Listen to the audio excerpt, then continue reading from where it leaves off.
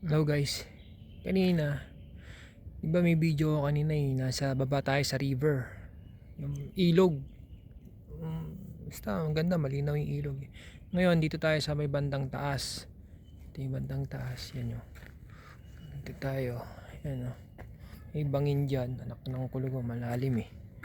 So, ito yung Blue Mountain. Hindi ko alam kung bakit tinawag na Blue Mountain to. Hindi naman sa kulay blue. Green to eh. Yun o. Grabe o. Takot. Masyado mataas. Lalim no. Yun o. Grabe adventure na to. Nakapagod to. So yan yung lugar. Napakalalim. Nature na nature mga kaibigan. Mga brother. Mga sister. Mga repa pits. Mga tropa. Grabe. Grabe siya. Ang lalim ng bangin dyan o. Yun o. Grabe. So hindi ko alam kung gaano pa yun kataas. Yung sa may Three Sister sa likod nito. Dito kasi naglakad-lakad lang ako kasi nakapagod pa lang maglakad. Grabe.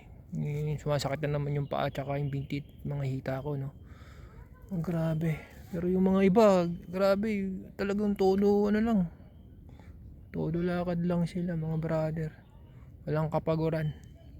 Grabe.